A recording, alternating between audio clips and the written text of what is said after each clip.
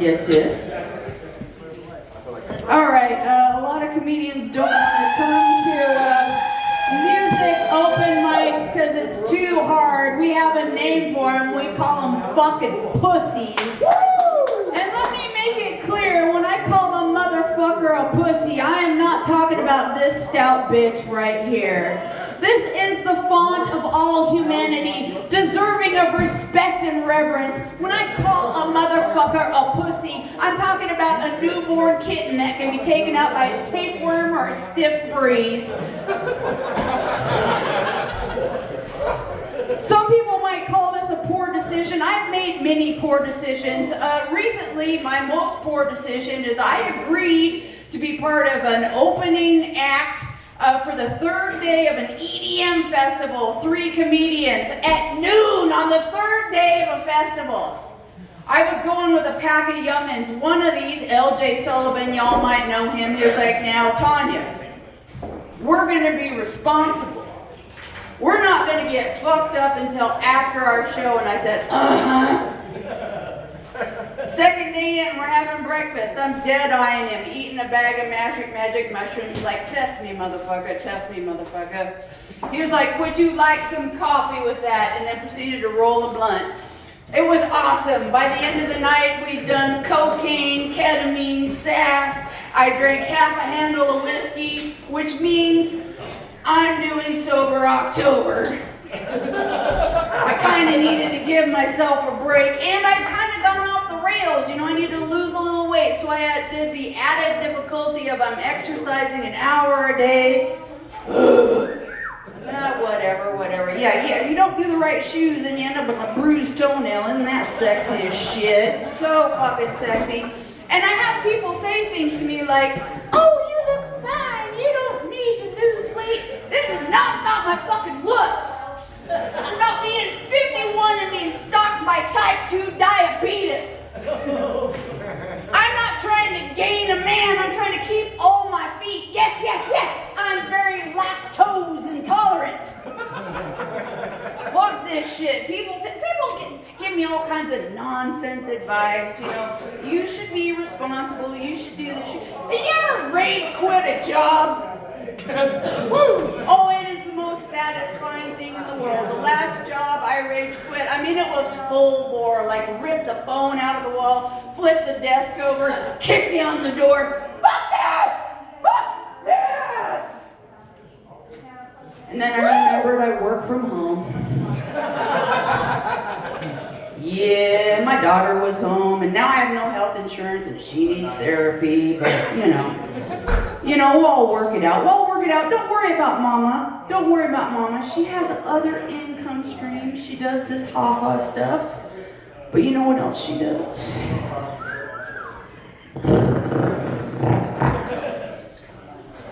I have an online income stream. You know. You've gone online before for entertainment, haven't you?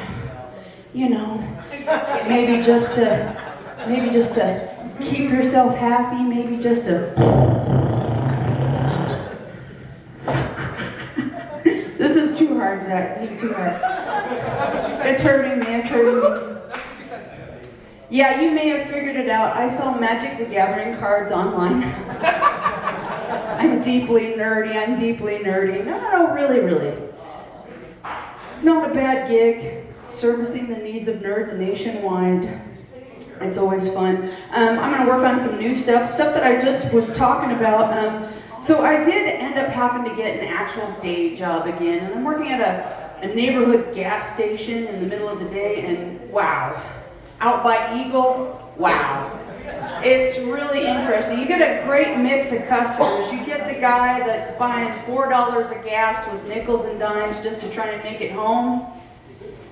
Immediately followed by the gal that's my age, in her 50s, driving the tricked out Escalade and has no clue how to pump gas. My boyfriend always takes care of this for me. Can you help me?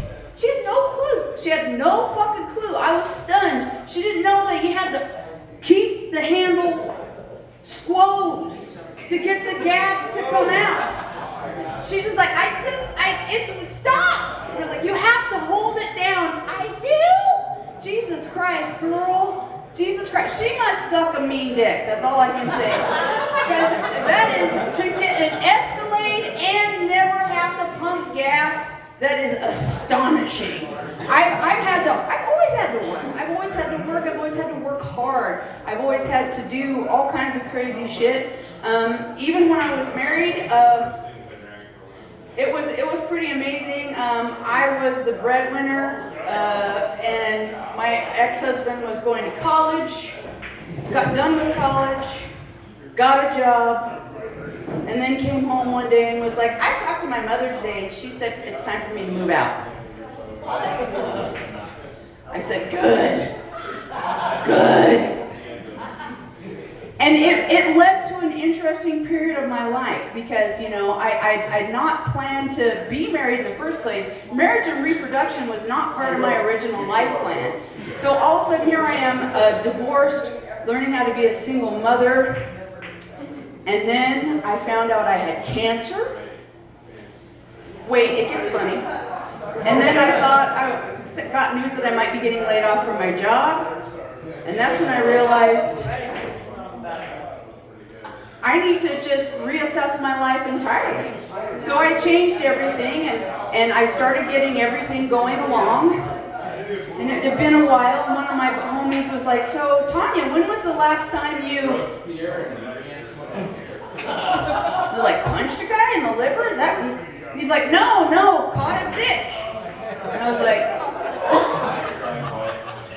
You know, I don't know if you guys are familiar with what it's like when a marriage is falling apart. There was not a lot of towing the tuna tug to Pound Town towards the end.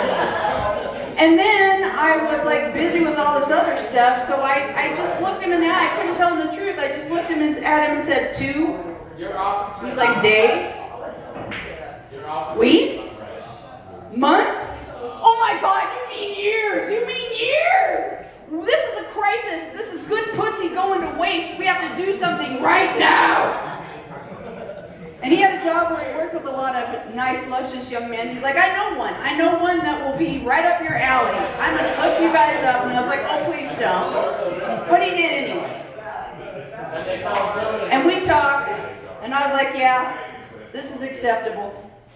And he was like, well, he's going to come over on Friday, and you're going to fuck him. And I was like, well, that's no pressure. That's no pressure. But I was ready. Okay. So I'm getting ready, and I'm just stressed out, and I'm full of anxiety, and my skin is really dry. I'd taken a nice shower, but I was focused. We're getting laid. I don't know if you realize this, but Vaseline Intensive Care doesn't taste good. So I was like, we have to choose some other skin lubricating agent. So I went to the kitchen. Sesame oil, really expensive. No. Butter flavored Crisco, a little spicy for a first time. Coconut oil, we'll go with coconut oil. So I lube up with coconut oil and I sit on the couch and I wait, you know, listening to the Rocky theme song. Dun, dun, dun, dun. Just trying to be, let's go, champ! I can do this! And he knocked on the door, and I wish I could say I said something smooth, like, come here often, but I'm pretty sure I said, hi. Come on in.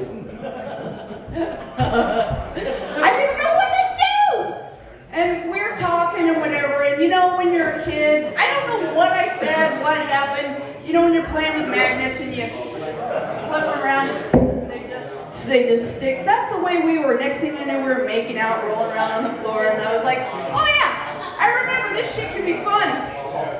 This shit can be fun, and I got into it, and I grabbed him by the belt, and I towed him towards my bedroom like something I found broke down by the side of the motherfucking road. But then we got to that critical point where it's like, oh yeah, I have to take off more clothes.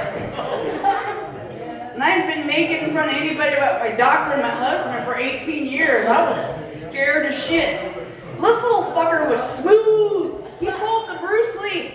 Just like, come on, just jump in the bed. What else is a good Christian woman supposed to do but say, thank you, Jesus, for the bounty thou hast laid before me? And I dove in. And I was having a great time. But then I started hearing this breathing pattern that previous life history had taught me that proceedings were going to end, and I wasn't aware that they had really started. But then I was like, oh, he's 25, it's okay, he'll reset again easy, that's no big deal. But it got worse and worse. What's going on here?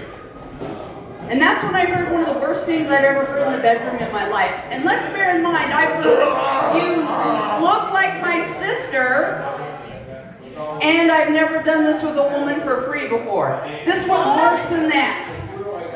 He said, there's an EpiPen in my glove box.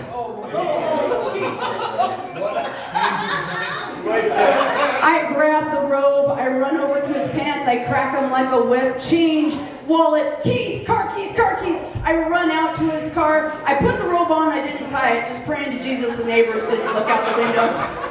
Pop that glove box, there's the EpiPen, run back in, harpoon the motherfucker, and I'm like, 1, Mississippi, please don't die. 2, Mississippi, beautiful man, this is gonna look bad. 3, Mississippi, oh thank God, he's breathing, he's breathing. Oh, praise Jesus. And I was like, what the fuck, man? And he's like, I don't know either, what the fuck? The only thing I'm not allergic to is coconuts. And my sex life has not gotten any better since. My name is Tony Cope, so my friends are starting at the taco. You have a good night.